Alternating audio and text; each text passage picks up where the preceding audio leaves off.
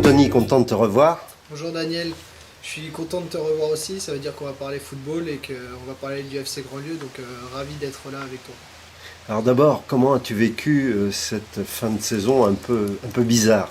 Là, on peut en tirer un petit bilan de cette saison, elle a été quand même positive avec la montée des U18A en D1 et c'était l'objectif, le maintien des U15, la bonne saison des U13 et des U11, au niveau des U7 et des U9 ça a marché, donc c'est une saison qui est plutôt bonne. Alors, avec les salariés du club, est-ce que vous êtes projetés sur la saison prochaine? Où on a évoqué sur quoi on devait développer et travailler au sein du club, même pendant le confinement. Donc on a parlé de la communication du club, il fallait qu'on puisse développer la communication, les réseaux sociaux avec Instagram, Facebook, mais aussi l'affichage au sein du club. On s'est dit que dès qu'on allait être déconfiné, il va falloir qu'on améliore notre affichage au niveau des vestiaires de chaque stade.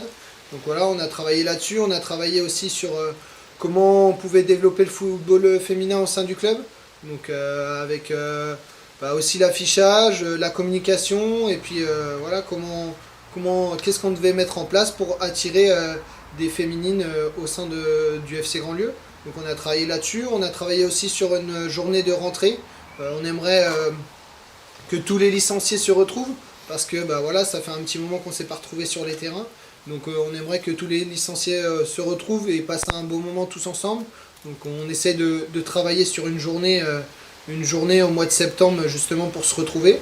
On a aussi travaillé sur le développement des tournois, donc les tournois jeunes, mais aussi pourquoi pas les tournois seniors, si on pouvait mettre en place en fin de saison. Et puis on a travaillé un petit peu avec Maxime sur la charte des parents au niveau de l'école de foot. Donc voilà, on a travaillé ça avec Nathan Vallet et Léo Brisson qui sont service civique du club, et puis Maxime Ranguilla, responsable et salarié, responsable école de foot et salarié au club. Et toi, Anthony, en tant que responsable technique du club, tu as travaillé sur un sujet plus précisément? Moi je me suis consacré un petit peu au dossier label, faire l'autodiagnostic un petit peu du club, voir nos points forts mais surtout nos points améliorés. Donc commencer à compléter le dossier label, qui est un gros dossier sur lequel on va se pencher la saison prochaine. J'ai aussi travaillé sur le projet de jeu école de foot, jusqu'au foot à 11 et au senior.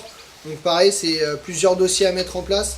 U11, U13 et puis U15, U18 qui seront ensemble et senior, pour qu'on ait à peu près les mêmes animations de jeu, que les responsables et les éducateurs ont le même langage footballistique, et que les jeunes ne soient pas perdus quand ils montent de catégorie. Donc voilà, j'ai travaillé sur ces dossiers-là.